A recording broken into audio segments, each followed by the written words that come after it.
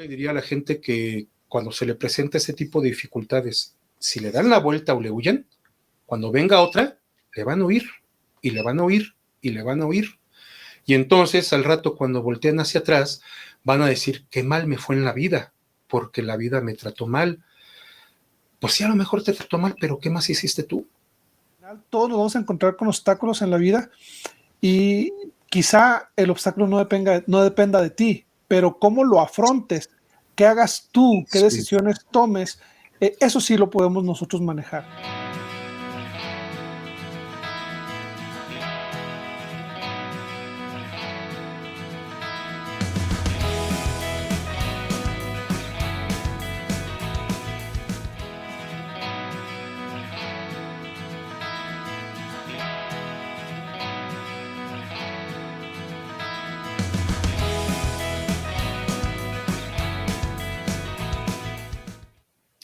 Hola amigos, bienvenidos a una emisión más de su programa Visión Cumplida, historias ordinarias de éxitos extraordinarios. Esta ocasión estoy muy contento, aceptó platicar conmigo alguien a quien yo respeto mucho, yo lo considero un gran académico, sus estudios son en materias que no son tan conocidas, yo en lo personal me considero un ignorante en el tema, sin embargo escuché una charla que compartió en línea con un grupo hace algunos meses y me dejó impactado cuando lo escuché, la forma que maneja los temas que compartió, que tenía que ver con la historia de la iglesia en México, pues me gustó bastante y desde entonces dije que me gustaría platicar con él. Su carrera se llama etnohistoriador y más adelante nos platicará un poco qué es eso y tiene una maestría como antropólogo. Demos una bienvenida a nuestro amigo Javier Ramos Rueda. Hola, muchas gracias. Hola Javier, bienvenido, qué gusto Hola. tenerte por acá y gracias por aceptar la entrevista. Empecemos desde el principio. Javier, ¿de dónde vienes? ¿Qué antecedentes podrías darme de tu familia? ¿Qué podrías platicarme en cuanto a tus padres? Y tengo entendido, tienes ascendencia de pionera en México, entonces me gustaría escuchar un poco en cuanto a esto. Sí, mira, mi familia, yo, por ejemplo, de parte de mi mamá, soy cuarta generación de miembro de la iglesia. Mi mamá, digamos que lo que era mi abuelito José Rueda Monroy, fue incluso obispo en la estaca de la Ciudad de México cuando solo había una estaca, en lo que hoy es la estaca de Ermita. Y él incluso fue misionero, él ya nació dentro de la iglesia y su papá era miembro. No tengo muy claro hasta cuándo, pero según lo que me estaba diciendo mi mamá es que parece ser que estamos emparentados con los Monroy de Hidalgo, que es el famoso presidente de Rama que fue asesinado en la Revolución. Ahí ya tengo que verificar bien el dato, pero parece ser que hay un parentesco hacia allá. Y de parte de mi papá, ellos se bautiza la familia de mi papá cuando tiene mi papá como 9 años, era el mayor de la familia Ramos. Aquí en la Ciudad de México, hace todavía no muchos años, la familia de mi papá tiende a ser muy conocida en la ciudad entre los miembros de la iglesia. Entonces, ya sabes, en esa época en la iglesia eran familias muy, muy grandes, y por obvias razones, entendiendo la etapa, pues en general casi todos los miembros que ingresaron durante toda esa época era comúnmente gente de estrato humilde. Entonces, es como ellos llegan a la iglesia y básicamente la iglesia, decía mi papá que la iglesia los había formado. Y por ejemplo, tengo tíos que han sido presidentes de estaca, mi papá fue obispo, tíos que fueron autoridades de área, y también tengo tíos que además no asisten a la iglesia, como pasa en todos lados, ¿no? Entonces, hay de todo en la familia y bueno, a mí me agrada, ¿no? Porque al final no somos monolíticos, pero ese es más o menos el panorama. Obviamente, para que también sea como información, nosotros vivimos en la Ciudad de México. Uh-huh.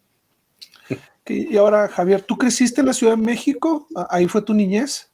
Sí, yo crecí en la Ciudad de México.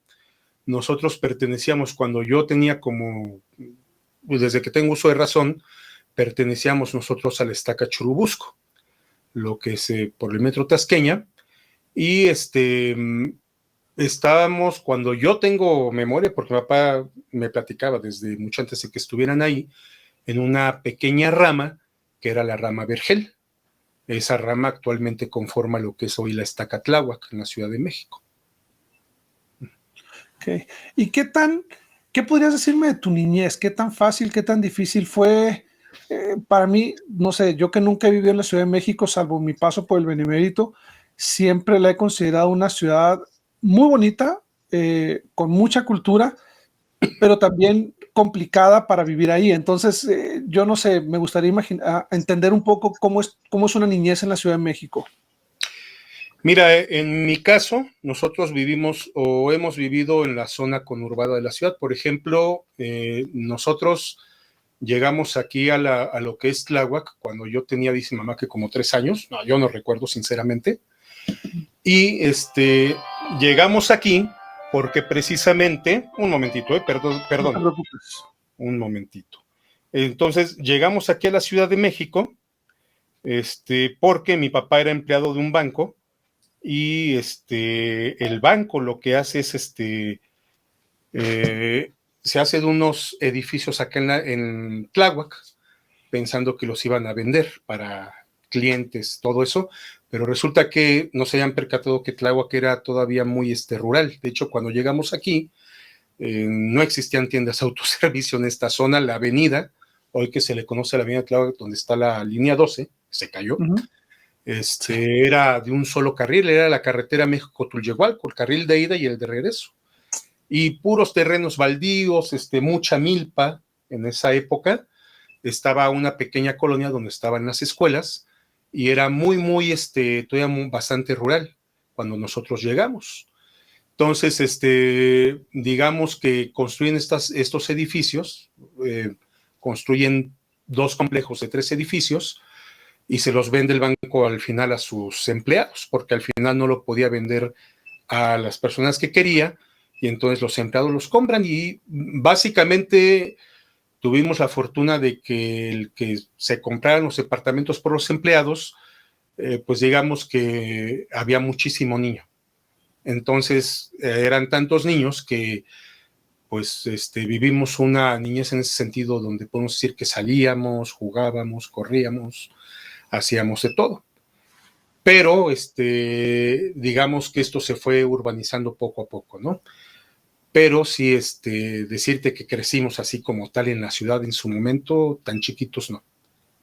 Oye, qué interesante, porque me refleja el rápido crecimiento o el exponencial crecimiento que tuvo la Ciudad de México, porque estamos hablando de que en los últimos 50 años del área de Tlalpan, de lo que es ahorita, lo que era en aquellos años, lo que tú me comentas, digo, menos de 50, cómo ha cambiado, porque ahorita estás prácticamente envuelto en la ciudad, la zona conurbada es gigantesca y hay millones de habitantes, yo no sé cuántos haya habido en aquellos años, pero yo no me imaginaría que fuera tan rural el asunto como lo platicas, porque estamos hablando de 40, 50 años, que no es mucho tiempo. No, de hecho, fíjate que, por ejemplo, cuando nosotros llegamos, yo todavía recuerdo en la primaria, ya se urbanizó un poco más, pero por ejemplo, para la iglesia éramos una pequeña ramita que teníamos que asistir a una capilla que estaba en una zona que se llama Lomas Estrella.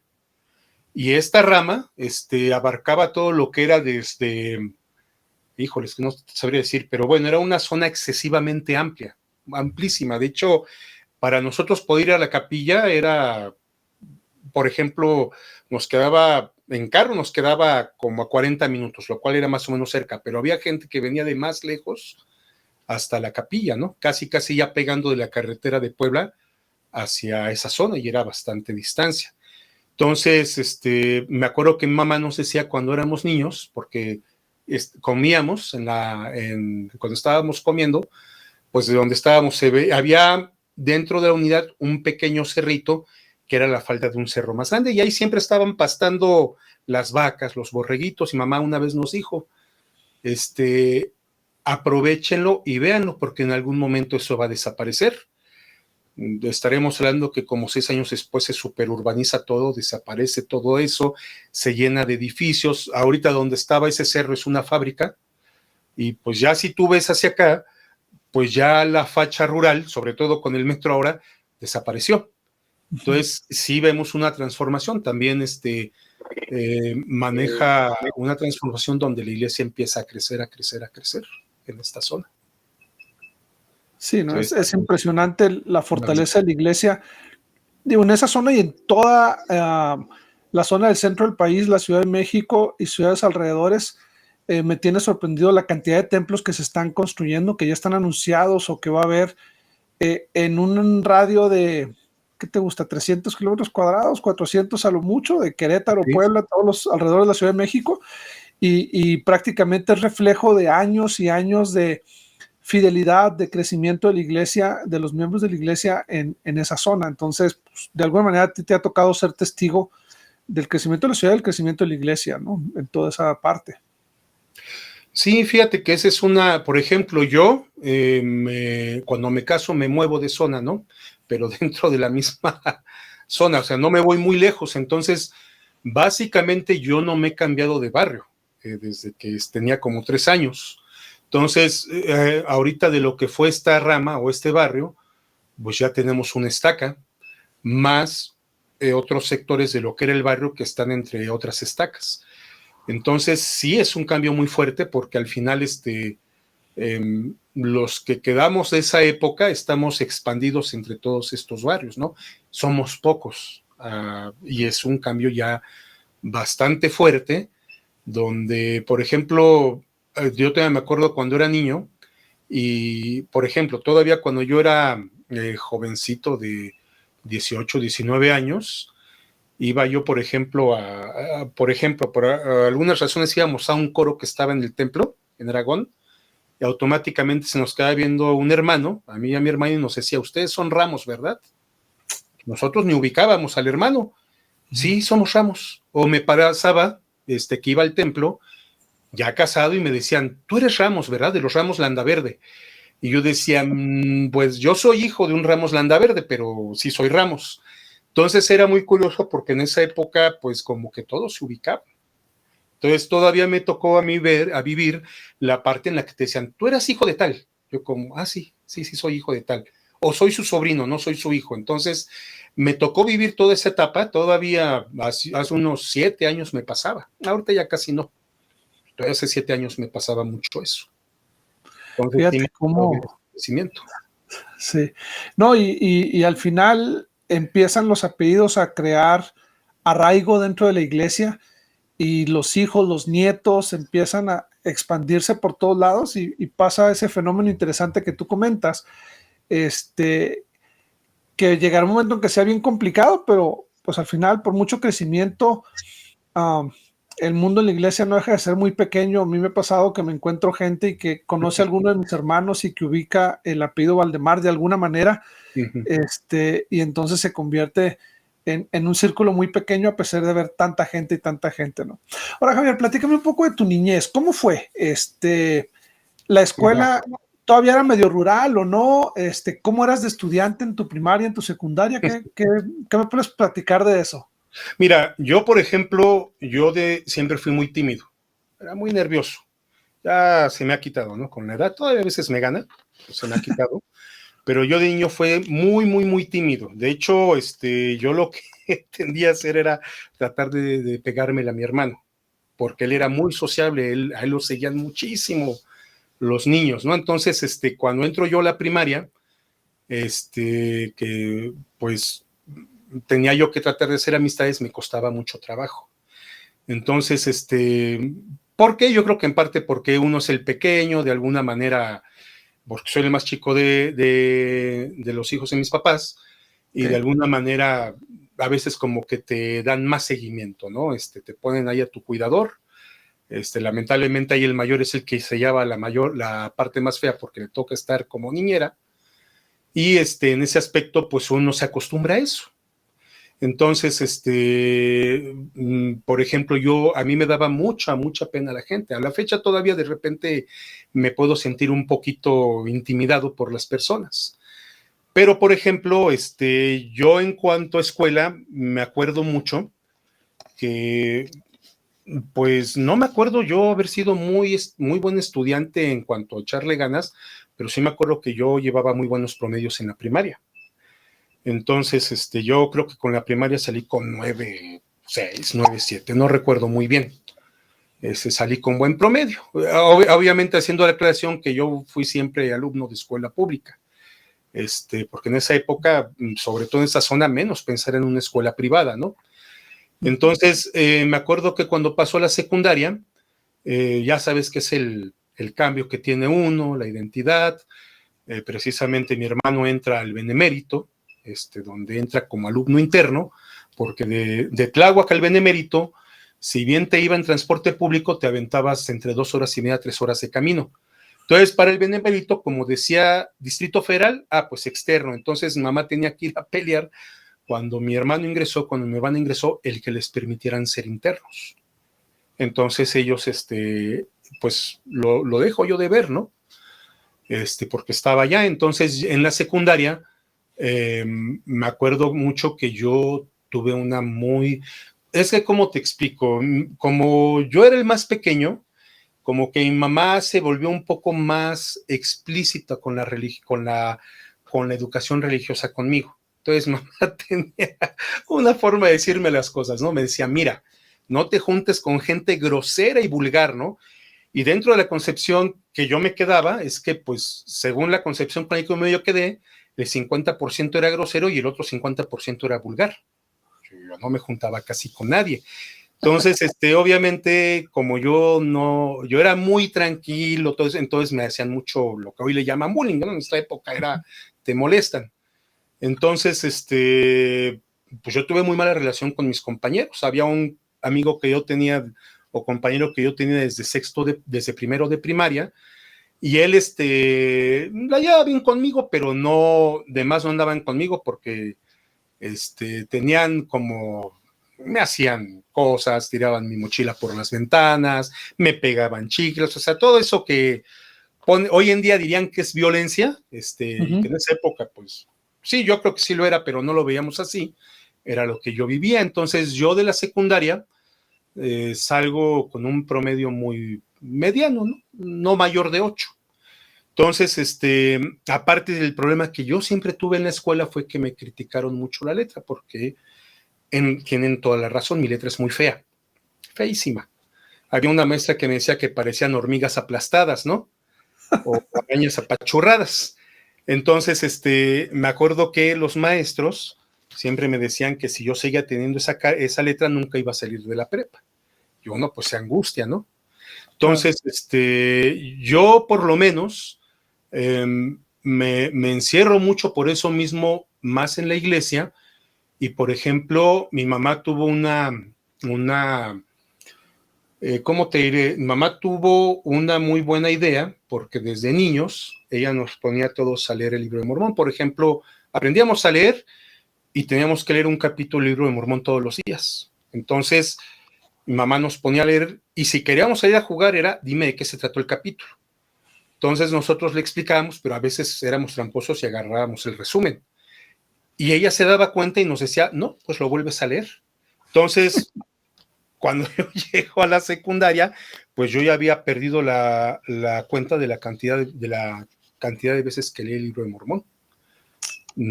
Lo he leído demasiado en mi vida, ¿no? Entonces, ya para la secundaria yo ya no llevaba la cuenta, ya la había perdido. Entonces, en ese aspecto me ayuda para poder desarrollar una buena rapidez de lectura. Entonces, eso fue mi vida, principalmente en la iglesia. Mientras estuve yo en la etapa de hombres jóvenes, yo no quería participar mucho, pero al final me terminaban obligando, ¿no? Entonces, nosotros, por ejemplo, en el año del 94, haz de cuenta que viene el presidente Hunter, no sé si te acuerdas del presidente Howard W. Hunter. Claro. No sé si fue en el 94 o en el 92, déjame recordar. Bueno, en uno de esos años. Y fue cuando salió la estaca número 2000 en el mundo, que es la estaca Contreras. Sí, Entonces, debe ser en el 94, porque yo estaba en el Benemérito. Ok, entonces sí. Y me tocó que tocamos en la Manzana del Templo, si no me equivoco, cuando él vino. Ajá, porque él tuvo dos reuniones, o tres. Una fue en la estaca Churubusco, la otra fue allá en la manzana del templo. Entonces, nos reúnen, nos citen a varias estacas, entre ellas a Churubusco, y entonces, entre toda la organización por la creación de la estaca 2000, a nosotros nos dividen de la estaca Churubusco y nos mandan a otra estaca, que es la estaca Mellehualco, que nos quedaba más cerca. Entonces llegamos a la estaca Mellehualco y pues era un ambiente un tanto distinto, ¿no? Al que estábamos acostumbrados ya, porque si en Churubusco nos veían como tal vez los más humildes económicamente hablando como barrio, pues ya en Mellehualco como que nos igualamos. Ya estábamos en término medio, ¿no? Entonces, cambia un poco la dinámica y empiezo a tener un poco más de participación hasta que termino la secundaria e ingreso al Benemérito. Ajá. Entonces ya en el Benemérito, pues yo, la verdad, sinceramente, ingreso al Benemérito y yo dejo de tener vida social en esta zona. ¿Por qué? Porque entro como interno, pero yo le dije a mi mamá, pues el más chico, de alguna manera tenía yo algún problema y pues ya no tenía quien me lo resolviera, entonces yo solicito que me pongan como externo, ¿no? Y mamá pero me dice, oye, pero está lejísimos, es que le dije, no, no importa, tú ponme como externo y yo me voy. Entonces quedo como externo. Entonces yo tenía que salir de mi casa todos los días porque yo era alumno del coro del Benemérito. Todos los días salía a las 5:30 para poder llegar más o menos al 10 para las 8 al Benemérito. Y que me diera, entonces terminaba el coro que era a las 10, pero yo a las 2 empezaba clases. Entonces yo decía, no, pues ya regresarme a Tláhuac, pues ya no me funciona. Entonces me quedaba desde las 10 hasta las 2, pues sinceramente no haciendo nada. Entonces, así me aventé el Benemérito, ¿no? En segundo año me cambio a la mañana y la verdad no me gustó el ambiente del turno matutino, porque parecía escuela pública, pero porque me acuerdo que mis compañeros, yo no encontraba mucha diferencia entre mis compañeros de la secundaria y ellos, eran como más relajados. Entonces a veces se me hacían muy pesados. Y ya en el tercer año me regresé a la tarde. No importaba que me quedara hasta desde por ejemplo, que sería yo de mi casa a las 5:30 y regresar hasta las 11 de la noche. Entonces hago ese cambio y en el Benemérito, pues todo el tiempo que estuve ahí, estuve en el coro del Benemérito con la maestra Celia Serrano. ¿Qué generación estuviste? Soy 96-99. Ok, estuviste con mi hermana estuvo un año antes que tú. Mis hermanos Perla y Carlos estuvieron ellos en segundo cuando tú entraste a primero, entonces. Sí, porque yo me acuerdo, mi hermano era de dos generaciones antes. Y él estaba en área cuando yo estaba en primero. Entonces, me acuerdo mucho, sí, se hablaba mucho de ustedes, de los Valdemar, entonces todos ubicaban a tus hermanos. Pues generalmente es a mis hermanas, ¿verdad? No sé por qué Sí, sabes, nada más que. Entonces, por ejemplo, yo me acuerdo que se decía que una de tus hermanas creo que era la que estaba en biblioteca. Y yo, por más que decían, pues yo nunca ubiqué a tu hermana, sinceramente. Todos hablaban de ellas, pero yo nunca supe quién era realmente, porque también yo además no iba a la biblioteca. Entonces, pues te digo, yo al final, el primer año que entro, me acuerdo que pues yo era el único defequeño del salón, y cuando se entera, me acuerdo que nos presenta un maestro, ¿no? Se llamaba Arturo, se me olvidó, Arturo Rojas, que era el maestro de Historia Universal, muy buena gente. Y él nos presenta a todos, y cada quien tenía que decir dónde venía, y se me ocurre decir que era yo aquí del DF, y me acuerdo que varios voltean y se me dicen, que a mí me dicen Chilango, y yo como, ay, y a algunos no les caí yo bien por ser de la Ciudad de México. Entonces, donde yo hice mi vida, digamos, lo más social en el Bene, ese primer y segundo año fue en el coro. Porque si era como, ¿qué haces aquí? Yo, pues, estudiando, ¿no? es que el turno de la tarde son de los que no somos de la Ciudad de México. Y yo, pues, díselos ahí a dirección, ¿no? Yo qué.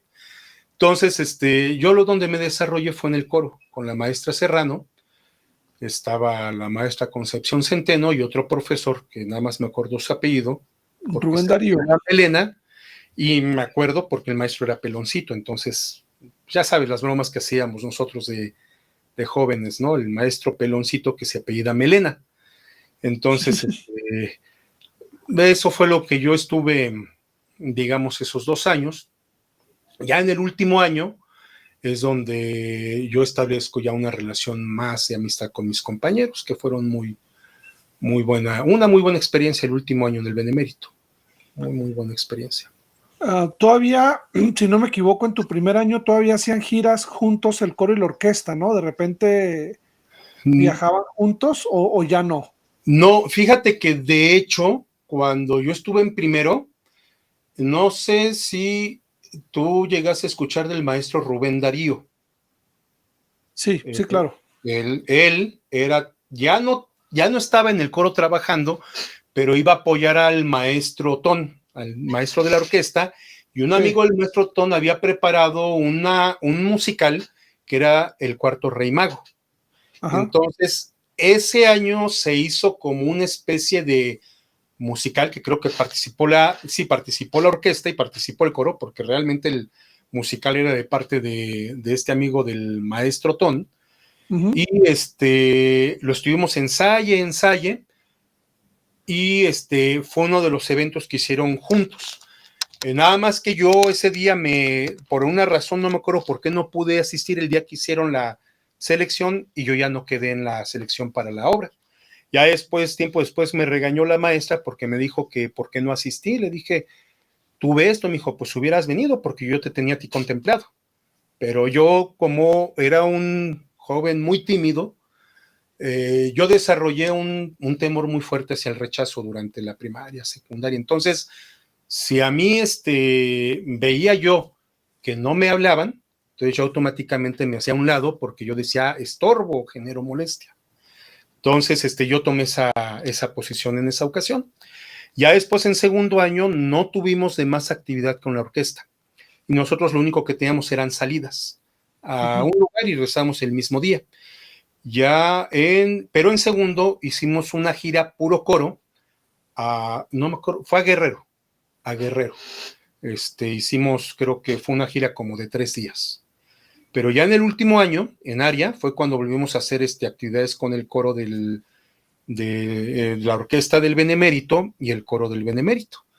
Y entonces, me acuerdo que hicimos una gira. ¿Dónde fue la gira? ¿Fue a Iguala? No, esa fue la gira a Acapulco, la de tercer año. Fue toda una semana completa. Me acuerdo mucho que en Acapulco se nos ocurrió meternos al mar y nos quedamos afónicos, todos. Entonces la maestra Serrano, que era muy recordada por su carácter tan dulce, se enojó muchísimo y nos dijo, pues ahora no sé cómo le van a hacer, pero cantan.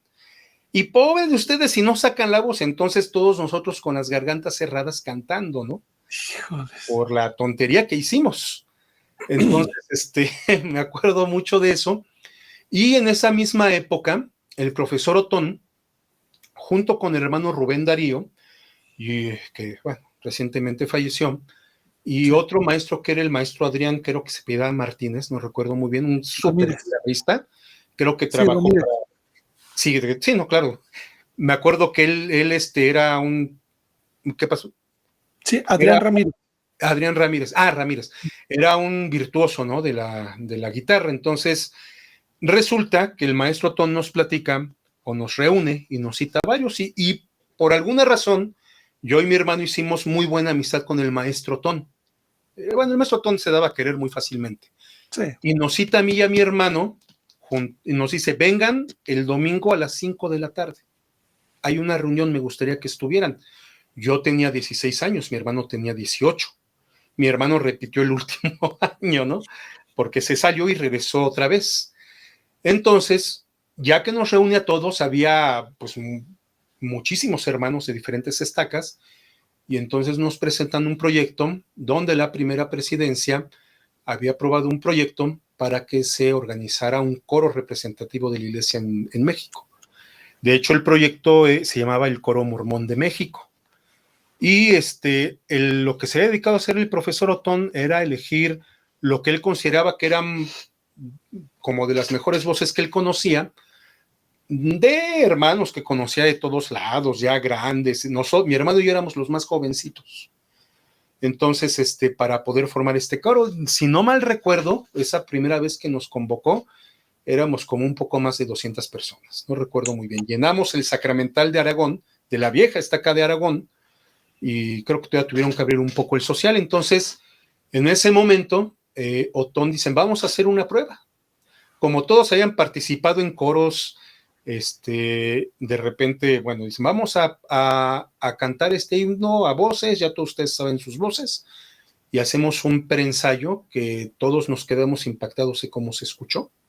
O sea, se escuchó sinceramente con una calidad increíble. Entonces nos comentan que incluso estaba el proyecto de que si este coro le echaba ganas, porque obviamente no era de paga, igual que el coro del tabernáculo, no hay paga para los cantantes, es un coro amateur. Entonces, nos prometieron que si nosotros nos esforzábamos, éramos diligentes, la iglesia tenía el proyecto de construir un recinto tipo tabernáculo para la iglesia en México, ¿no? Entonces estuvimos durante, ¿qué te podría decir? Mi hermano y yo nos íbamos todos los domingos, desde Tláhuac hasta el templo, que nos aventábamos como 2 horas, salíamos de los servicios de la capilla y nos íbamos hasta el Estaca Aragón. Fue yo creo que alrededor de 1 año y medio, nada más que pues sí es muy triste, porque empiezan a haber diferencias, porque pues tú sabes que a veces tenemos el defecto, sobre todo ya cuando los hermanos somos bastante mayores, de sentir que somos indispensables. Entonces, empiezan a haber algunos conflictos entre algunos hermanos y lo que eran los directores del coro. Y me acuerdo que había un hermano que nos decía que él tenía un defecto muy grande, que él era muy orgulloso. Pues nos dijo eso a mí y a mi hermano, ya como al mes ya no estaba en el coro. Entonces ya para 1 año y cacho después, el coro estaba reducido a 30 personas. Sí. Y entonces nos tuvieron que avisar que, pues, con la pena, pero el coro quedaba disuelto el proyecto. Lo cual fue muy triste, terriblemente triste. Me acuerdo que 1 año después, entonces fue como 1 año nada más lo que dio el coro, estando yo en área, nos vuelve a convocar el maestro Otón y nos dijo, nos están dando otro chance. Y entonces se vuelve a armar el coro con más hermanos y solamente una vez nos presentamos porque el nombre oficial del coro era el Coro de la Iglesia de Jesucristo de los Santos de los Últimos Días, AR México. Y decíamos, ay, pues es un nombre muy largo, ¿no? Y nos dice el profesor Otón, así se tiene que presentar. Solamente una vez nos presentamos. Después de eso volvió otra vez a decaer el coro y ya el proyecto se suspendió definitivamente. Lo cual fue bastante triste, ¿no? Porque, pues sí, fue un poco la actitud de los hermanos, porque incluso habían prometido una escuela de música para México. Entonces, fue muy triste ese fin del proyecto. Y qué triste que buenos proyectos como ese se queden en el olvido precisamente por lo que mencionas, por el orgullo, por sentir sin mí no se logra, por sentir somos mejores. Voy a rescatar un poco de todo lo que has platicado. Ajá. Me queda claro, me impactó que tu mamá te pusiera a leer el libro Mormón tan pequeño, sí. Pero no, lo que más me llamó la atención, Javier, no es que te pusiera a leer solamente, sino que te preguntara. Yo creo que eso te ayudó a tener comprensión lectora, que en ocasiones es lo más difícil para muchos de nosotros como estudiantes, porque como sea leer, cualquiera lee, pero te obligó a poner atención a lo que leías y a entender, y yo no sé qué tanto influyó eso en la carrera que estudiaste, porque al final, sí. digo, en antropología, en historia, pues necesitas saber encontrar los detalles, necesitas leer, necesitas poner mucha atención, necesitas mucha comprensión lectora. Entonces, yo creo que tu mamá fue muy inspirada al ayudarte con eso. me llama la atención también cómo comentas todo el bullying que sufriste o ese tipo de violencia que era hasta cierto punto normal, porque en ocasiones no nos damos cuenta qué tanto podemos afectar la vida de alguien. Y tú lo mencionabas, digo, lo viviste en la primaria, en la secundaria, aún en el BN, y eso te hacía ser un poquito más callado, más reservado. Digo, no es fácil viajar 2 horas y media, 10 horas y media de regreso a la escuela y el decidir hacer eso porque te sentías un poquito más apoyado, soportado, preferías ir hasta tu casa. Estás hablando de prácticamente 4 o 5 horas diarias para transportarte a la escuela. Creo que es un sacrificio muy grande el que hiciste, pero pues al final veo que has tenido buenos logros, veo que esta experiencia del coro, no me lo vas a creer porque tengo muchos amigos en música, he crecido en música por años, conozco a mucha gente en la Ciudad de México y nunca había escuchado ese proyecto. Qué lástima que no se concretó, pero pues al final, ojalá que algún día se puedan hacer proyectos así. Creo que hay mucho talento en la Ciudad de México, en todo México en cuanto a la música. Y te voy a decir cuál es la diferencia que yo veo. Cuando llegas a un barrio aquí en Estados Unidos, donde yo vivo ahorita, y más en un barrio en inglés, preguntas quién toca el piano, quién toca el órgano, y por lo menos 10 personas, 15 personas lo hacen, ¿no? Y cantas en el Sacramental y probablemente el 60-70% de la membresía canta en la voz que le corresponde. O sea, prácticamente todos saben leer música y todos cantan su voz.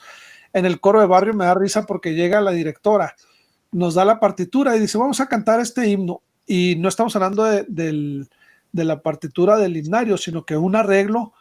Y entonces el hermano que es pianista, que toca jazz y que tocaba en la banda de la Fuerza Aérea, pues con la mano en la cintura empieza a tocar a primera vista el himno y empezamos todos a cantar, cada quien en su voz a primera vista. O sea, eso sería el sueño de otoño de cualquiera en México. Pero aquí va lo que quiero llegar. Hay algo que les falta y se canta como de una manera, y qué bueno que no, que mis hermanos del barrio no hablan español, entonces no van a escuchar el programa, pero se canta de una manera más fría. Sí. Y ese sentimiento, esa espiritualidad que tenemos como pueblo, lo hace diferente. Si se lograra un coro, aunque no sería técnicamente tan superior como el coro del tabernáculo, pero si se lograra un coro con la forma de ser que tenemos el pueblo, la manita, de ser más espirituales, no sé si sabes a lo que me refiero, o sea, de Sí, te tener entiendo. más de feeling, de transmitir, yo creo que se lograrían cosas maravillosas, ¿no?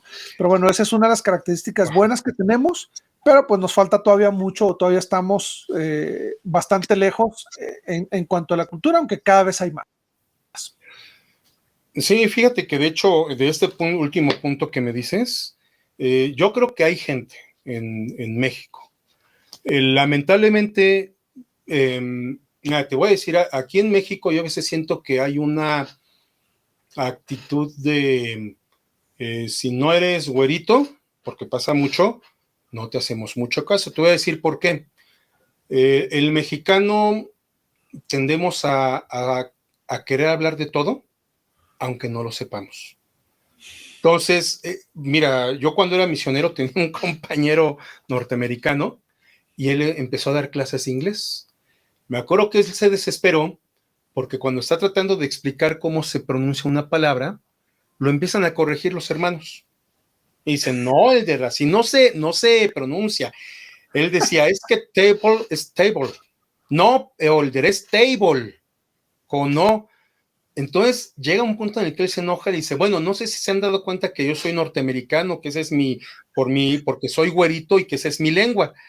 Entonces a mí se me quedó muy grabado eso y yo estaba riéndome, ¿no? Él se enojó porque yo me empecé a reír, Pues es que... pero yo de ahí se me quedó muy grabado porque dije, es que somos muy dados los mexicanos a no aceptar cuando hay gente que puede tener la instrucción y la capacidad y la posibilidad de formarte. Y, por ejemplo, a pesar de que yo en ese coro, que iba a ser un coro representativo, había gente que cantaba maravillosamente, empiezan a cuestionar a los músicos profesionales, a personas que tenían estudios, que llevaban toda su vida, ¿no? Trabajando como músicos. O sea, te lo voy a poner así, corregir a Rubén Darío, que fue el director de la orquesta de la De la Marina. Marina. Uh-huh. Gente que yo me acuerdo que trataba de corregir al maestro Adrián Ramírez, o sea, ¿cómo se te ocurre, no? O al maestro Ton. Entonces, ese es un problema que tenemos, porque yo creo que gente con capacidad hay. El problema es que no, la gente en México, no habla de todos, pero sí una parte importante, considera que la preparación profesional no es necesaria. Mira, yo te lo digo así, yo como antropólogo, como historiador, conozco muchos miembros, bueno, no muchos, pero algunos miembros de la iglesia que se hacen llamar arqueólogos y no lo son, que se hacen llamar historiadores y no lo son. Y entonces, cuando yo en algún momento llegue a hacerle un comentario a alguna persona de lo que está diciendo esta persona es absurdo, ¿y tú qué vas a saber? ¿A poco por tener un título ya te hace, así me dijeron, ¿no? Una persona que pueda juzgar y dices, ay caray, bueno, me callo, ¿no? Entonces, para mí ese es un problema. Por ejemplo, mi esposa es músico y lleva más de 20 años dando clases de música en escuelas, dirigiendo coros de niños. Entonces, cuando ella le han pedido apoyo en la capilla para que dirija un coro, nunca falta el que la quiere corregir. Y le digo a mi esposa a veces, ¿sabes qué? Tú debiste haber conocido a la maestra Serrano para imponerte, porque a veces cedes mucho. Entonces, ese es un problema. Por ejemplo, mira, yo en el Benemérito nos enseñaron muy bien a cantar. O sea, yo soy una persona que mi suegro es católico. Ellos son católicos de toda la vida. Mi esposa es conversa. Y mi suegro fue el organista de la iglesia de Coyoacán, que es muy famosa acá en México, durante 40 años. Su papá también fue el organista de esa iglesia. Y mi suegro, cuando me decía a mi esposa, oye, pero tú más o menos he visto que cantas bien, entonces a veces yo les llegué a apoyar en misas cantando. Donde mi suegro me enseñaba los cantos y yo he cantado en misas católicas, en iglesia católica. Una vez incluso me acuerdo en una iglesia que se llama Santa Catarina, me dice mi suegro, oye, apóyanos, ¿no? Tú vas a cantar esto y ya me pongo a cantar ahí con mi suegro. Y se me acerca un señor que era músico. Me dice, maestro, qué bien cantó. ¿Es usted barítono, verdad? Le dije, creo que sí. Y se me queda viendo así como que cree que sí. Y a mi esposa le dio mucha risa, porque pues yo ni soy músico, ¿no? Entonces, sí tengo una cierta capacidad vocal para cantar, pero yo sería incapaz de corregir a mi esposa o a mi suegro. Ellos son los especialistas. Entonces también puede ser que tengamos propensión para algo, pero hay que tener claro cuando hay un especialista y que el especialista tiene que tener la formación. Entonces, yo creo que ese es el problema que tenemos como mexicanos a veces, que queremos decirle a la gente cómo deben de hacer sus cosas para las cuales ellas se prepararon. No, y mencionaste el mejor ejemplo posible, o sea, le queremos enseñar a un misionero norteamericano cómo hablar en inglés, ¿no? Cómo pronunciar en inglés, o sea. Oye, Javier, ¿dónde serviste tu misión? Yo serví la misión en Chihuahua. Estuve cuando todavía la misión era una sola misión. Okay. Chihuahua, yo estuve del año 2003 al año 2005 en Chihuahua. Inicié mi misión en Ciudad Madera, estuve ahí desde marzo que llegué hasta agosto que salí de ahí. Luego me mandaron a lo que fue Ciudad Chihuahua en una estaca que se llamaba Tecnológico, si no mal recuerdo. Sí. En el barrio, creo que el barrio se llamaba Lagos. Lagos. Que es ahí por Avenida Tecnológico y Sí. Uh-huh. Entonces yo estuve ahí de agosto hasta febrero. Y en febrero me mandan a Ciudad Juárez, en la estaca Niños Héroes, en el barrio Mauricio Corredor. La capilla, en esa época era la capilla más vieja porque ya habían construido el templo de Juárez. Uh-huh. Entonces, para mí era significativo Juárez porque mi mamá vivió casi toda su niñez hasta su adolescencia en Ciudad Juárez. Entonces, mi mamá conocía Ciudad Juárez, ella me decía del Parque Borunda, donde luego construyeron el templo porque ahí está la capilla más vieja, la cual tiraron para construir el templo. Sí. Entonces, yo estoy en el barrio Mauricio Corredor, ahí estuve de febrero ¿Hasta qué mes? Estuve como 7 meses, nada más que ahorita no recuerdo muy bien el mes. Y de Ajá. ahí me mandan a Delicias, Chihuahua. Ahí estuve nada más como mes y medio porque me tuvieron que hacer una cirugía. Entonces Oh, estuve en las oficinas como un mes y de ahí me mandaron a mi última área, que fue en Ciudad Cuauhtémoc, en el barrio, de ese sí se me olvidó el nombre, de mi última área. en Cuauhtémoc solo había un barrio y Dos, después se dividió, ajá, habían dos y una rama. sí. Era Cuauhtémoc y Reforma, si no me equivoco. Reforma, creo que yo estuve en Reforma. Ok, Era donde estaba, no sé si ubicas al obispo, ay, caray, el obispo Escárcega. sí, Él era yo no era de su barrio, yo era del otro barrio. ok. Yo ya no me Oye, acuerdo cuál era él, de qué barrio era él. te tocó Entonces, conocer bastante la misión, estuvo bien. sí, fíjate que de hecho la tuve muy variada, porque inicio en la sierra y me toca estar en los pueblos también de Matachic, como mi compañero éramos un distrito en la sierra, entonces me toca conocer Matachic, Temoza, Chic, Tejoloca, Chic, conocí la Junta, me acuerdo que nos tocó ir a buscar referencias a la mesa del huracán, que estaba lejísimos, ¿no? Y al final nunca encontramos a la referencia. Entonces, nosotros era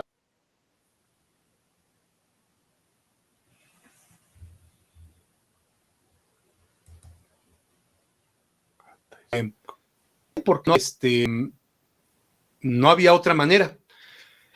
Entonces, Ciudad Chihuahua, pues estuvo bien porque fue ya más tranquilo. La verdad es que yo en Ciudad Madera llegué yo pesando casi 100 kilos y salí de Ciudad Madera pesando 78 kilos.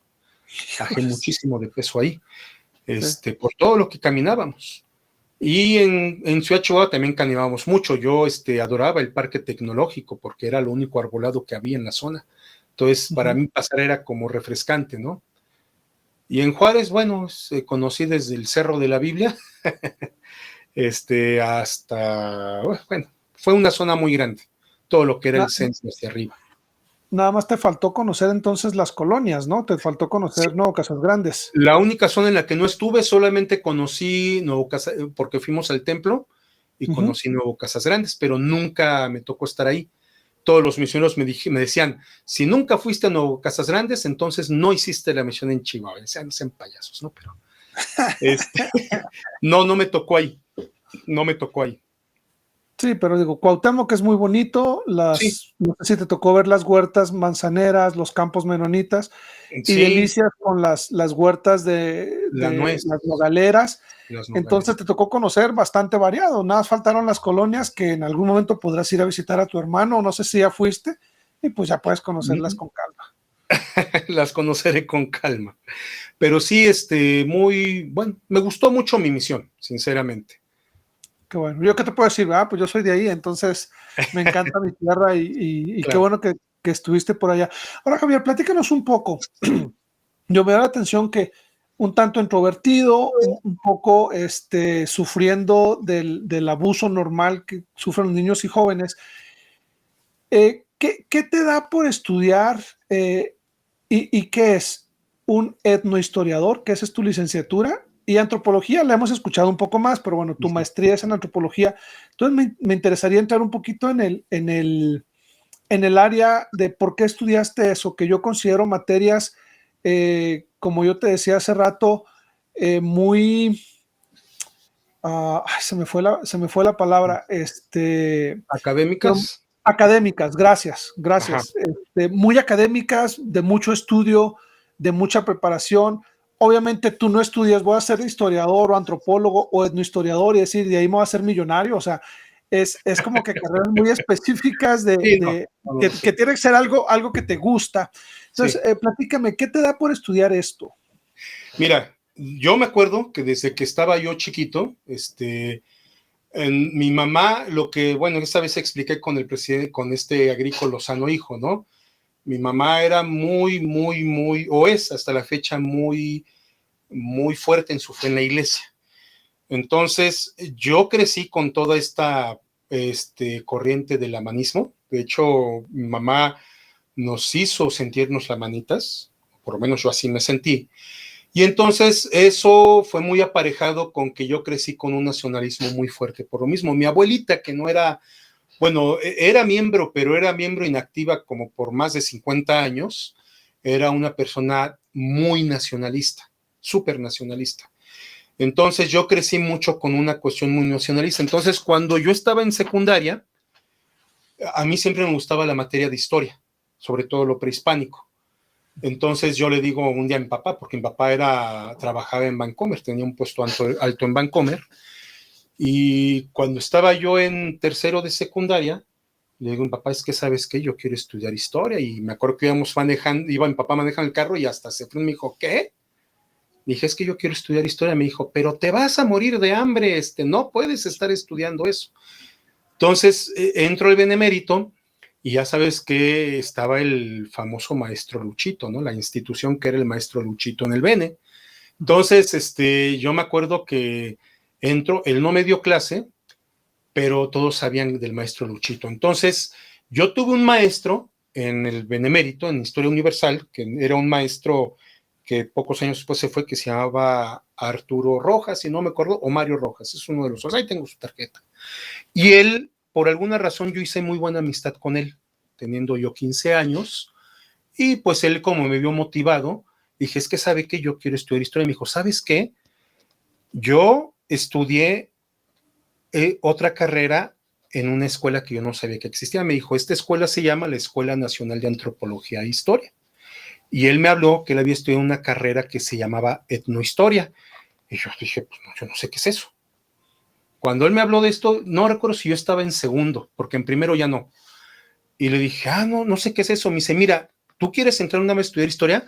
Le dije, sí. Me dice, antes de hacer eso, ¿por qué no vas y tratas de conocer esta escuela que yo te digo?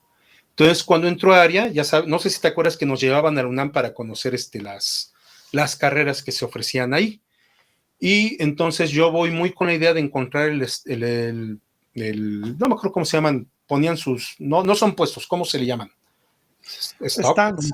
Stocks, de las universidades, y precisamente la de la Escuela de Antropología no la ponen ese día.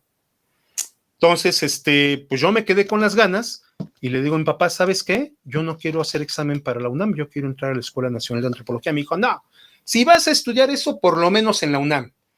Entonces, pues yo hice examen para la UNAM, hice examen para la UAM, para historia, no quedé ninguna de las dos, me faltaron creo que 11 aciertos en la UNAM. Y yo dije, pues no hay problema, yo voy a ver lo de la Escuela de Antropología. Termino el benemérito y me pongo, cuando ya empecé yo a saber que existía internet, porque nos los presentan el internet en las últimas semanas del benemérito, en la clase de computación, nos presentan que existía algo llamado internet. Y entonces mi papá en esa época contrata internet y yo me pongo a buscar y encuentro la escuela y resulta que yo no sabía que había una institución, porque pues yo no sabía, del parte del gobierno federal, que es el que controla todas las zonas arqueológicas, el que les da mantenimiento, el que investiga, y precisamente este instituto tenía su escuela, que es la Escuela Nacional de Antropología e Historia. Entonces, yo me voy a la Escuela Nacional de Antropología y en esa época la ENA tenía un calendario distinto al de la UNAM. La ENA iniciaba el ciclo escolar en enero, no en agosto. Entonces, y llevaban las vacaciones de manera muy rara. Entonces ya me dan la información y yo dije, no, yo voy para historia, yo quiero estudiar historia. Cuando llego, como la ENA es una escuela que aquí en México no se conoce mucho, pero fuera de México es conocida, sobre todo en España, hacia Latinoamérica. Lo que hace la Escuela de Antropología es que no te hace un examen de conocimientos generales como la UNAM. Te dan un curso propedéutico de en qué consiste la antropología y cuáles son las licenciaturas que dan, y en base a ese curso te hacen el examen. Entonces, mientras estoy yo, te exponen cada día, te exponían antes, ahorita ya no sé cómo es, te exponían una licenciatura. Y entonces nos presentan la licenciatura en etnohistoria y es cuando yo decido mejor irme a etnohistoria. Entonces, para empezar, la antropología de hecho, esta es la única escuela de antropología en el mundo, o sea, es la única que se dedica a eso.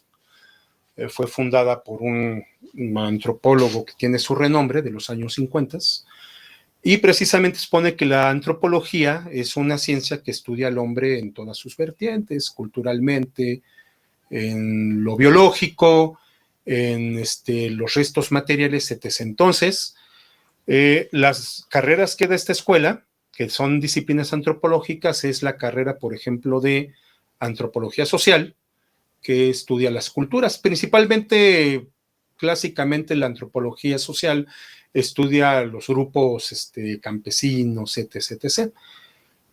También está la licenciatura en etnología, que es básicamente lo mismo, pero la versión francesa.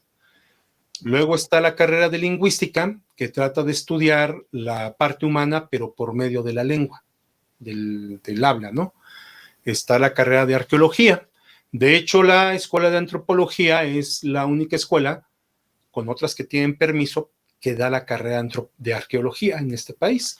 Si tú estudias en otra universidad la carrera de arqueología, el INAH y la ENA te tienen que certificar como arqueólogo, porque como tienes que tener cédula para poder hacer excavaciones y permisos, no es tan sencillo.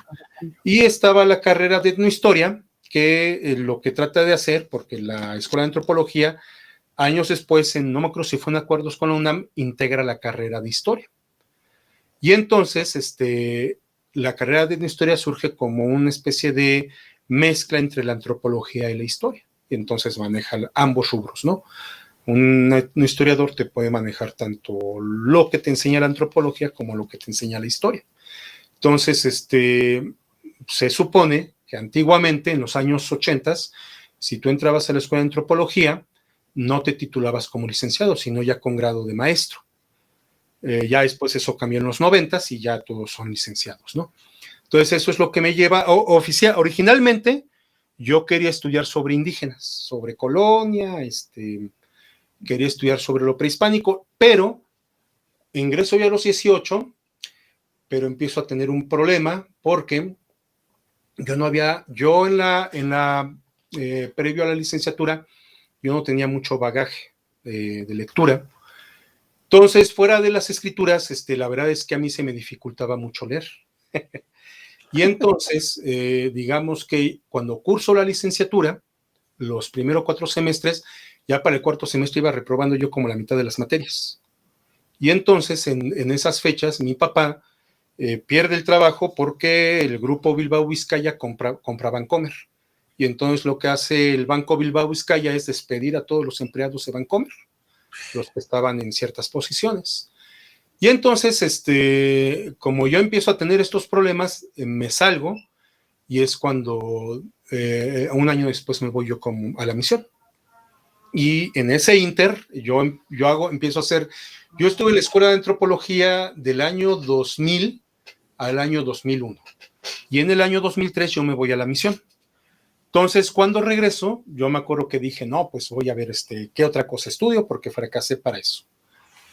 Me pongo a trabajar, porque dicho sea de paso, pues es difícil encontrar trabajo después de la misión.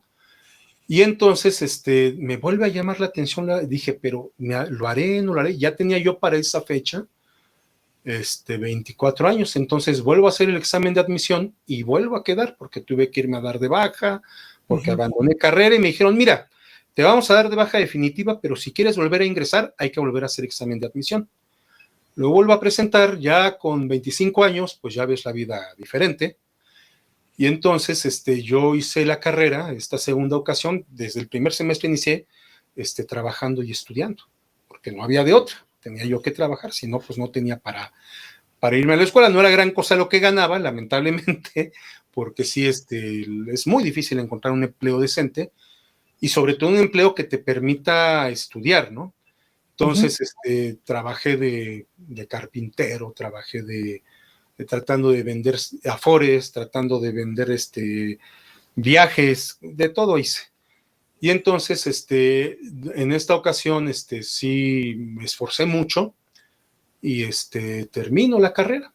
Nada más que yo me caso en el 2008, a finales del 2008, estando ya para entrar a séptimo semestre, por promesas que yo había tenido de un maestro de que me iba a ayudar a entrar al Instituto de Antropología y para que yo le trabajara, ¿no? Y lamentablemente el maestro, pues, le trabajo, pero me deja de pagar y luego no cumple su promesa. Entonces, pues tuve que girarle de otras cosas. Entonces yo termino la licenciatura en el 2009, las materias, pero empiezo a tener problemas para poder titularme, porque pues hay que trabajar, estoy casado, por ejemplo, en la capilla, a mí me decían siempre, ¿no? ¿Y para qué estudias eso? Es que, hermano, recuerde que usted puede apostatar, porque recuerde, y había un hermano en la capilla que era una persona que era excesivamente inteligente, pero ya son de esas inteligencias que están entre la genialidad y la locura. Entonces él era de los que no se bañaba, la barba enorme, los cabellos parados, y resulta que él era alumno de la Escuela de Antropología. Llevaba como 15 años y no salía, llevaba como 10 años haciendo su tesis y no la terminaba, ¿no? Yo platicaba con él porque lo conozco desde niño, entonces me decía de repente, mi presidente está acá, oye Javier, ¿ya viste a él? Sí, no vayas a terminar como él. Y yo le decía, no, oiga, ¿qué pasó? No, porque mira, vas para allá. Entonces, en la misma capilla siempre me insistían como que, pero ¿por qué estudia eso? Recuerde que tiene una familia, ¿no? Entonces, digamos que estuve trabajando de varias cosas, fue muy difícil, sinceramente, y aquí es donde yo tengo que hacer el señalamiento a mi esposa. Como yo empiezo a tener muchas dificultades para tener trabajo, mi esposa era maestra de música. Y entonces ella, cuando nos hacemos novios, tenía como 3 colegios, ganaba ella muy bien. Una vez me dijo ella, no, tú salte de trabajar y yo te mantengo mientras estudio. Dije, no, bueno, muy tentador, pero tampoco, ¿verdad? Entonces, cuando nos casamos, yo tenía un trabajo que era en una prepa, pero como administrativo yo era prefecto. Bueno, era más que prefecto. Hacía muchas labores. Y entonces me despiden, porque lamentablemente aquí en México los colegios particulares te usan una temporada y te sacan al año, o hacen mucha rotación de personal aquí en México. Sí. Entonces, pues empiezo a buscar y la verdad es que mi esposa fue muy paciente conmigo porque fue una temporada muy larga que yo entraba a un trabajo, salía, me dejaban sin trabajo y mi esposa era la que llevaba la carga fuerte de todos los gastos, ¿no? Entonces, incluso trabajé en la Merced, una tienda de venta de carnes frías y lácteos al por mayor. Entonces, me acuerdo mucho de eso porque yo entro a trabajar ahí con una amiga que había sido de la carrera, que su papá había tenido una empresa de este tipo y su papá había muerto, entonces ella, digamos que se queda al frente del negocio. Otras cositas más, pero ya son problemas de ella. Entonces ella me pide apoyo porque estaban en crisis y me dice, oye, échame la mano, vente a trabajar conmigo, yo confío mucho en ti. Y eso fue en el 2014. Y la verdad, y vas a ver que nos va a ir bien. Pues la situación es que la verdad yo ganaba muy poco con ella, pero por la amistad yo estaba ahí, incluso hasta mi esposa me dijo, oye, no seas así, es tu amiga, te está pidiendo un apoyo, échale la mano. La situación es que, pues yo de repente decía, es que estoy desde las 7 de la mañana hasta las 6 de la tarde, ahí. ¿Qué voy a hacer? O sea, ¿qué hago con mi vida? Había días en los que yo me sentía ahí terriblemente miserable, ¿no? Porque pues era estar todo el día ahí. Y entonces, tenemos un problema ella y yo y se le olvidó que yo estaba de apoyo. Y me corre de una manera muy triste. Entonces yo en el dolor me dice mi esposa, bueno, pero ¿y cuándo vas a terminar la carrera? No, bueno, es que tengo que ver, me dijo, mira, tienes que terminar, si no así vas a estar siempre. Entonces yo lo que hice fue, como ya llevaba yo un avance tanto decente de la tesis, pero no tenía yo director de tesis, voy a buscar una persona, esta persona me dice, y pon tú que me corren en octubre, y yo para febrero ya había terminado la tesis. Era lo que necesitabas. Era lo que yo necesitaba.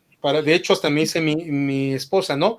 Pues mira, no es que te haya echado la mano ella conscientemente, pero al final te impulsó a terminar. Y entonces yo termino la licenciatura, Yo en esas épocas, yo estudié con la idea de querer ser maestro, porque a mí me gusta mucho, o sea, me encanta enseñar. De hecho, en la iglesia, por ejemplo, yo fui maestro de instituto Churubusco o Copilco desde como alrededor de 13 años. Empecé como por el 2008 empiezo a ser maestro de instituto, 2007, y dejo de dar clases en el Instituto Copilco hasta el año 2021, que es cuando fallece mi papá. Entonces, fueron muchos años. Me gradué en todas las graduaciones de instituto y a mí siempre me ha gustado mucho enseñar. Entonces, cuando estoy mostrando a uno de mis asesores la tesis de licenciatura, y me dice esta maestra de la Escuela de Antropología, que es una maravilla esta maestra, me dice, oye, ¿y no has considerado hacer un posgrado? Le dije, ¿yo un posgrado? No, maestra, ¿cómo crees? Yo no tengo esa capacidad. Me dijo, mira, te lo voy a decir así, yo leo tu texto y para mí tú tienes muy buena madera de investigador. ¿Por qué no entras a hacer un posgrado?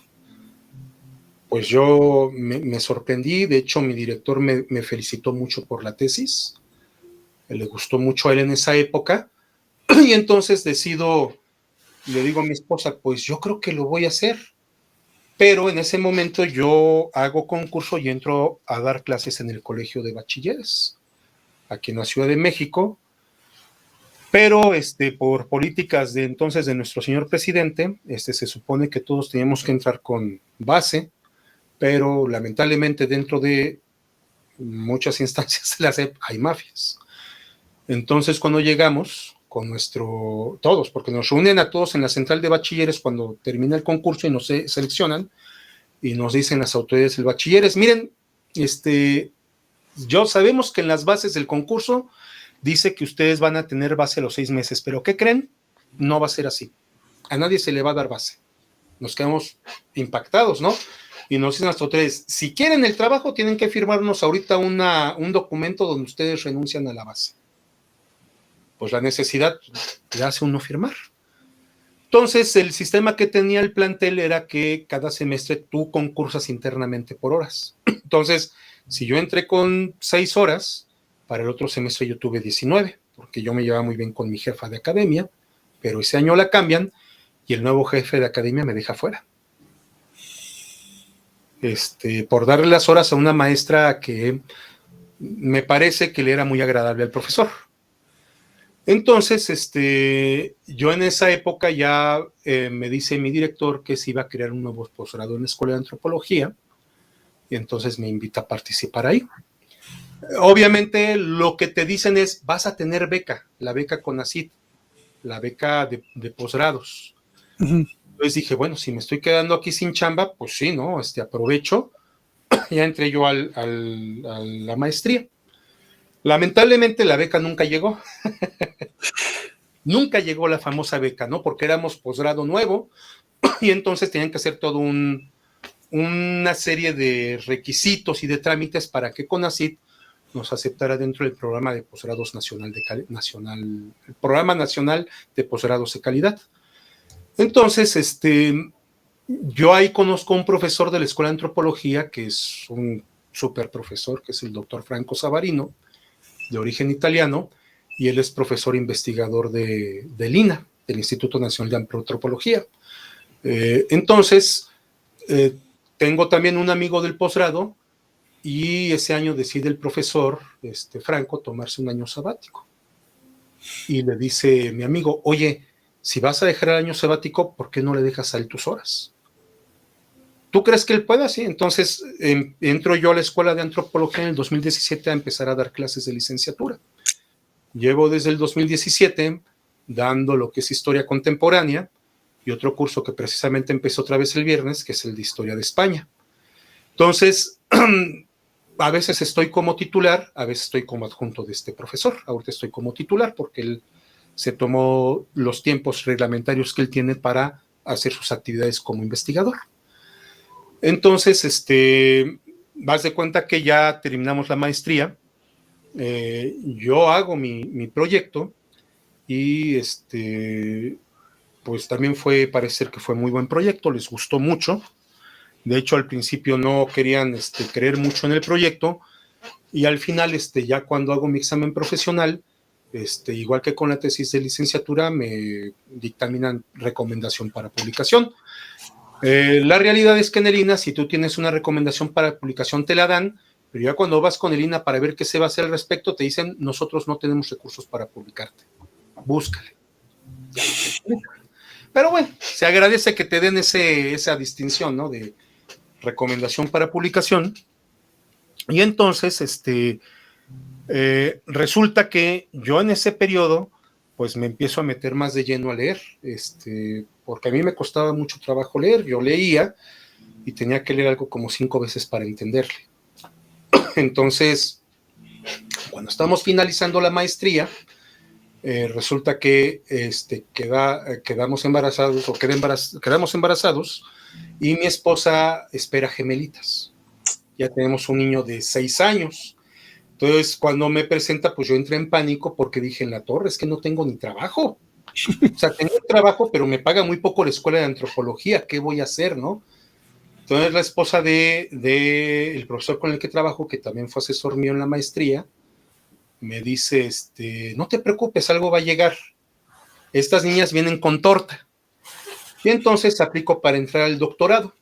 Entonces, ya en el doctorado sí hubo beca de CONACYT, y entonces yo empiezo a hacer mi investigación y empiezo a ser más ubicable por todos mis maestros, porque pues me decían que yo tenía muy buenas capacidades, que me daban mucho la forma en que yo trabajaba.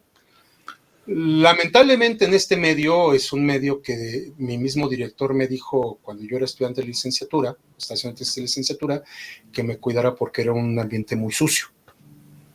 Lo que nunca me dijo es que me tenía que cuidar de él. Ese fue el pequeño detalle que no me señaló. Y entonces, por ahí una de las compañeras del posgrado, por comentarios que me llegaron después, le hizo el comentario al doctor de que yo le estaba trabajando secretamente al profesor con el que trabajo actualmente, o sea, que yo le estaba haciendo artículos y que le estaba jugando yo choco al director, a mi director. Entonces, como es en esos ambientes que son muy narcisistas los investigadores, pues no investigan. Entonces, automáticamente él se lo cree por el tiempo que lleva conociendo a esta persona. Me llegó ese chisme, ¿no? Digámoslo así. Y entonces, ellos, como yo, tanto tesis de licenciatura como maestría lo hice sobre la iglesia, en esta que estaba haciendo el doctorado, que estuve 2 años, iba a tocar un tema, ¿no? Respecto a por qué ahorita, por ejemplo, las iglesias están viéndose tan afectadas en estas actuales épocas, ¿no? Donde ya la gente tiene menos interés en la religión, donde ya la gente, a los jóvenes no les preocupa mucho la cuestión religiosa. Y entonces ellos lo que querían que yo hiciera primero era como explicar que pues es porque los valores han cambiado, y y entonces son las personas que hoy buscan tener derechos contra los malos religiosos conservadores, ¿no? Y yo dije, pues está interesante, pero como que no me suena, ¿no? Es muy como una fórmula ya muy desgastada actualmente eso, casi todos los trabajos, porque aparte yo en la maestría y en el doctorado me especialicé en antropología de la religión. Okay. Para mí ya era una fórmula muy gastada. Y entonces yo lo que empiezo a hacer es querer tratar de ver pues qué hay más de fondo, y eso me lleva a investigar, a leer mucho. Y entonces, como yo daba el curso con el maestro, que es sobre historia contemporánea, cuestiones sobre nacionalismo, etc., cuando presento, haz de cuenta que cada semestre se tiene que entregar un reporte a CONACYT. En cada reporte se le dice a CONACYT si el alumno va a terminar o no, si va bien su investigación o no va bien. Entonces a mí él siempre me calificó de excelente, que todo iba muy bien y que el trabajo prosperaba. Entonces tuve un pequeño conflicto con una maestra en el tercer semestre, pero bueno, al final se resolvió, ¿no? Ya para el cuarto semestre, empieza esto, y de repente nosotros teníamos la dinámica de que presentábamos nuestro tema y todos los alumnos lo discutían. Cuando yo presento lo que llevaba, me felicitan mucho, que muy buen trabajo. Y la próxima sesión, como estábamos en plena pandemia, yo ya no me pude conectar, porque mi esposa tenía que conectarse a su trabajo y nada más teníamos un celular. Y entonces, pues resulta que sin estar yo presente, vuelven a revisar mi trabajo. Y entonces, en la siguiente sesión, pues entre el director y los otros compañeros, me tratan de tirar el trabajo, no pudieron. De hecho, me vuelve a felicitar el director, pero me dijo que mi trabajo era improcedente. Y que si yo, fíjate, se supone que estábamos en junio y según lo que ellos nos dijeron, para octubre, noviembre teníamos que estar presentando el 70% de la tesis. Me dice mi director, si no empiezas de ceros la tesis otra vez, no te lo recibo. Entonces fue feo porque me dijo que le hablaba por teléfono, ya en la llamada por teléfono me empieza a amenazar, bueno. Y entonces lo que hace él en venganza, por no querer cambiar, me reprueba y me sacan del posgrado. Lo feo ahí fue no tanto que me sacaran, le decía yo a mi esposa, sino que en ese momento yo era el que llevaba la carga económica, porque con una beca tú tienes que firmar una carta de dedicación de tiempo completo, no puedes trabajar, te tienes que dedicar de lleno a la investigación, y nos lo hace en plena pandemia. Entonces, mi esposa tenía trabajo, pero ya era mucho menor. Entonces, él sabía que mis hijas tenían un año un año y cachito, año y medio. Entonces, es lo que yo le comentaba actualmente, ¿no? A unos conocidos de la escuela, que siendo muy político mi jefe, él sabía perfectamente cómo afectaba, porque era dejar de cortar de repente los recursos para comida, para todo, a la familia. Y entonces, pues sí, yo entré en una crisis muy fuerte, ¿no? Entonces, mi esposa, afortunadamente como músico, empieza a tener alumnos en línea de clases particulares. Y eso fue lo que nos ayudó mucho a superar la pandemia, ¿no? Entonces, digamos que yo iba a hacer todo un borlote, iba a irme de los derechos humanos, pero ya viéndolo bien dije, ya lo voy a dejar así. No voy a continuar esto. Y digamos que la vida se empieza a normalizar. Y entonces otra vez empezamos a tener actividades presenciales. Entonces, te lo voy a poner así.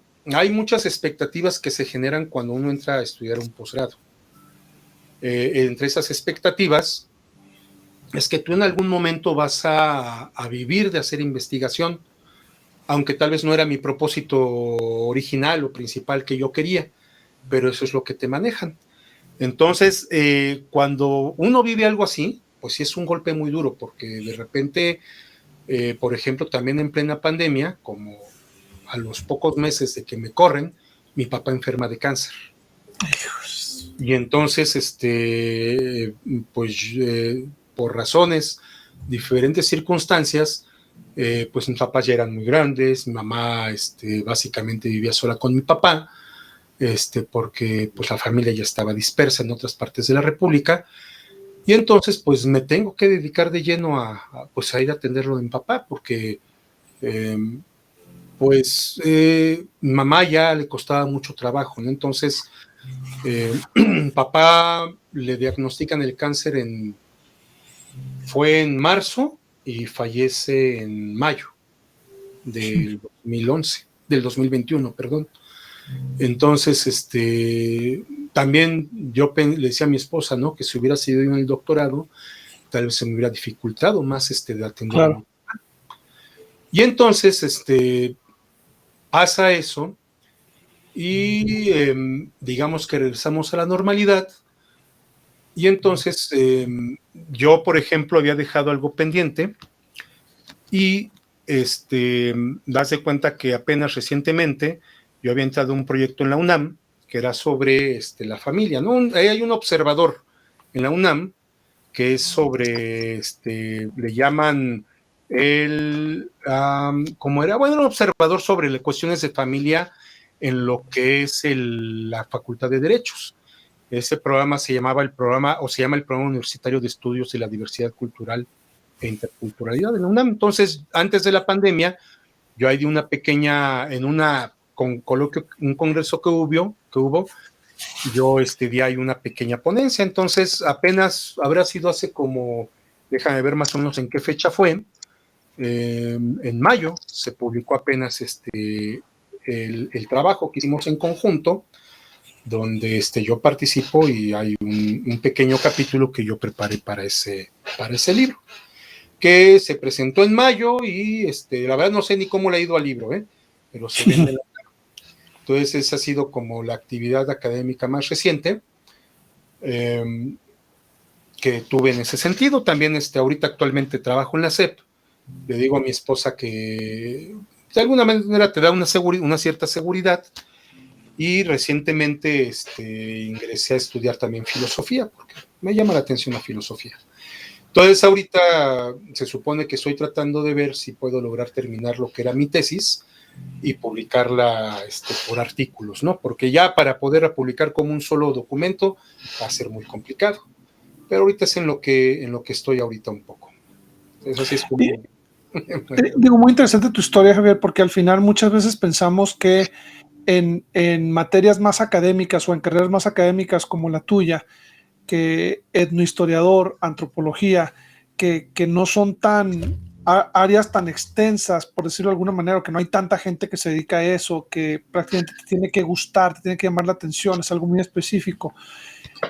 Uno no pensaría que hay problemas como el que me comentas, ¿no? Y que ya a punto de terminar tu doctorado y te ponen una traba o te ponen un freno, pero nos damos cuenta que ese tipo de actitudes pues las encontramos en todos lados. Sí. Y uno podría pensar, no, pues vas a estar exento, es un círculo muy pequeño, pero al final hay quienes tienen el poder de hacerlo y hay quienes lo van a hacer y lamentablemente nos afecta, pero me gusta porque ahorita que platicas toda tu historia y viendo en retrospectiva, pues al final pudiste estar con tu papá en los momentos más duros, pudiste apoyarlo. El Señor no los ha dejado, o sea, de alguna manera tu familia y tú, aún a pesar de la pandemia, han tenido o han encontrado la forma de salir adelante, de estar bien con tus gemelas, y caemos en lo mismo, ¿no? Y parte de la intención de este programa.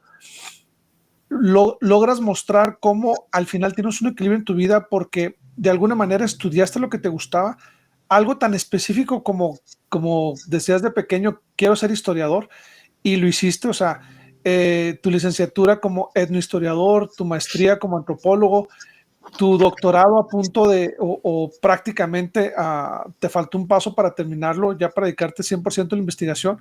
Entonces, lograste lo que querías, tienes una muy bonita familia, has sido bendecido con tus gemelitas, tu esposa, han sabido, a pesar de a través de todos estos años, salir adelante en la adversidad, y yo creo que eso, pues al igual que yo con mi esposa, eso nos une, eso les ayuda, y entonces estás cumpliendo o estás viviendo lo que a mí me gusta llamar la visión cumplida, ¿no? O sea, tu historia es interesante porque en una carrera tan específica, tan difícil de encontrar, has sabido abrirte paso a pesar de los contras que te ponen o que te hacen encontrar en el camino.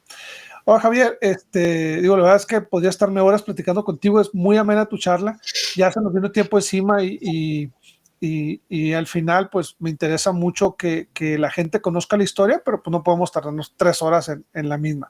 Me gustaría que cerráramos el programa con algún consejo de vida que pudieras darle a aquellos que nos escuchan. Tú eres un historiador, conoces, y me gusta que te has enfocado mucho en historia de las religiones. Yo estoy súper interesado en leer los estudios que lograste, lo que nos platicabas ahorita, de por qué los jóvenes hoy en día están más apartados de la religión, porque no es un efecto que está pasando solo en nuestra religión, No. está pasando en todos lados. La espiritual se está haciendo de lado, todo esto, y yo creo que tus investigaciones deben ser muy interesantes.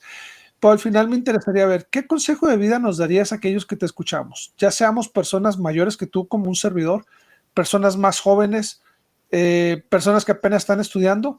¿Qué consejo les darías en base a esta vasta experiencia que has tenido y que nos has compartido hoy?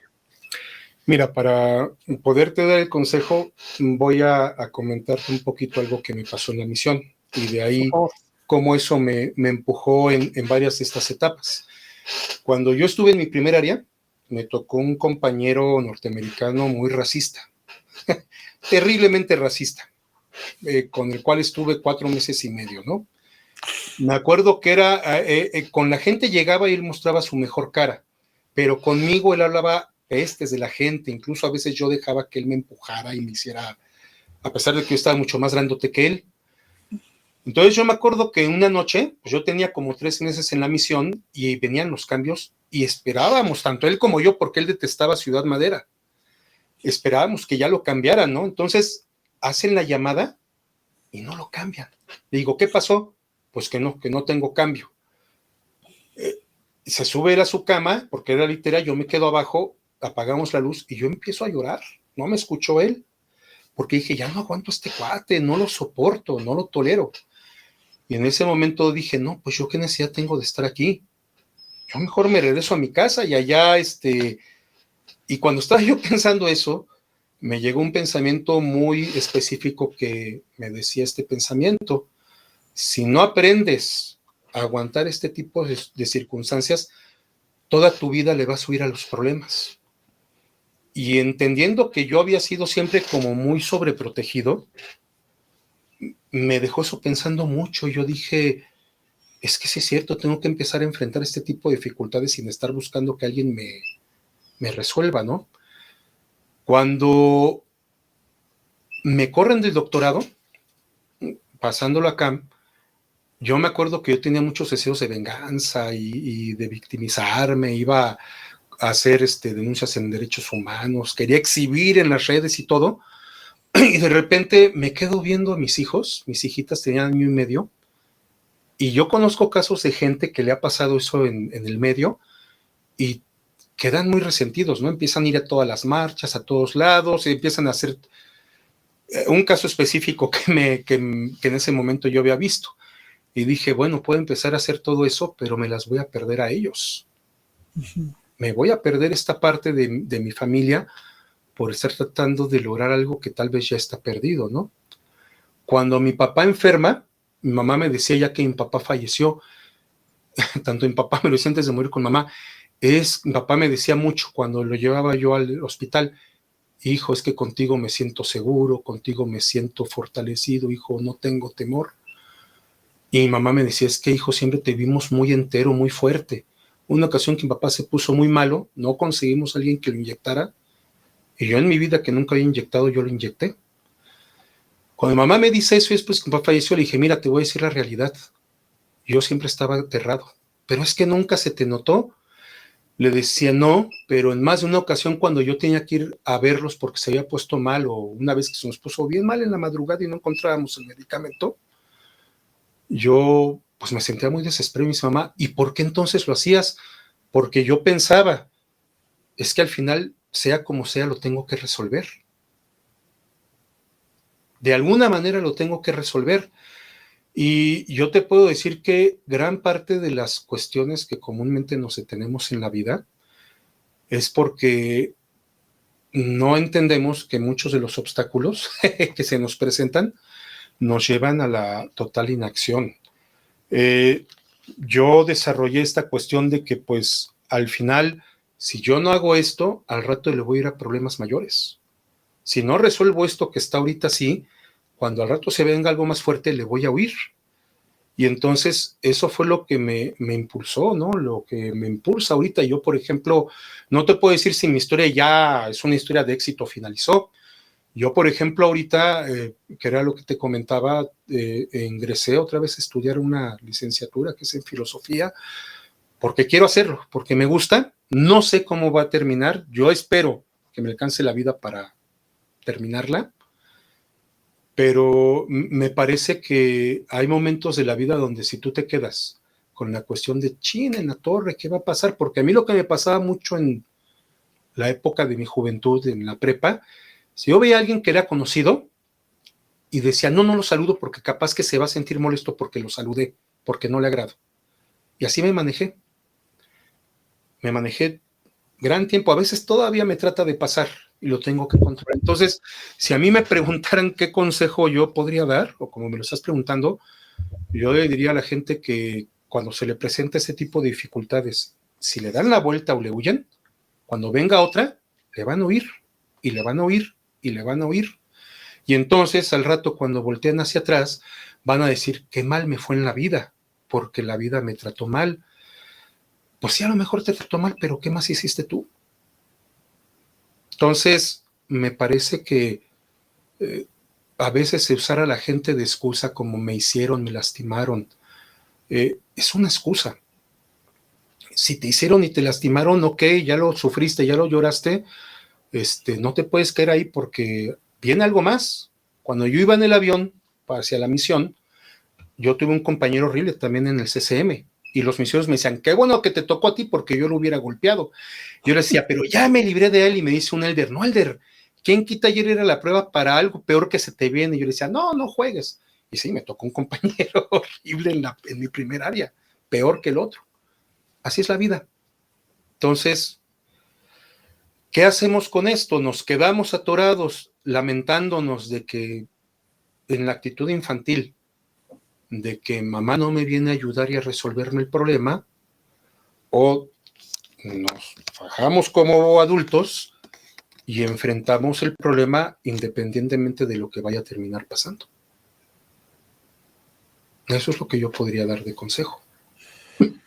Y la verdad es que es muy buen consejo, Javier. Te agradezco mucho porque al final todos nos vamos a encontrar con obstáculos en la vida y quizá el obstáculo no dependa de ti, pero cómo lo afrontes, qué hagas tú, qué decisiones tomes, eso sí lo podemos nosotros manejar. Y bueno, te agradezco muchísimo tu tiempo. Agradezco que hayas compartido, que hayas abierto tantas experiencias, porque en ocasiones vemos a alguien que tiene ya la maestría o que ya trabaja en la SEP o que publica en la UNAM o que es investigador y entonces pensamos, no, pues probablemente la tuvo fácil, por eso está ahí. Pero ya escuchar tu historia, la verdad es que me impacta cuántas veces tuviste que volver a empezar, superar, cómo tú mismo reconoces que batallabas para leer. O sea, al final una vida de tropiezos, de obstáculos, te ha ido fortaleciendo al grado de que has logrado lo que has logrado y lo que se viene, porque estás muy joven, vienen cosas, espero yo, académicamente todavía mucho mejores y se abrirán oportunidades. Y yo creo que este consejo que nos has dado es válido para todos, independientemente de nuestra etapa en la vida. Y bueno, te agradezco muchísimo tu tiempo y la verdad es que ha sido un placer conocerte un poquito más a fondo y te llevas toda mi admiración y todo mi respeto escuchando tu historia y ojalá que pronto podamos seguir en más comunicación para beneficiar a nuestra audiencia. Te agradezco a ti, muchas gracias. Al contrario, y bueno amigos, esto fue Visión Cumplida, historias ordinarias de éxitos extraordinarios y estuvo con nosotros Javier Ramos Rueda, quien tiene su maestría en antropología y su licenciatura como etnohistoriador. Hasta la próxima.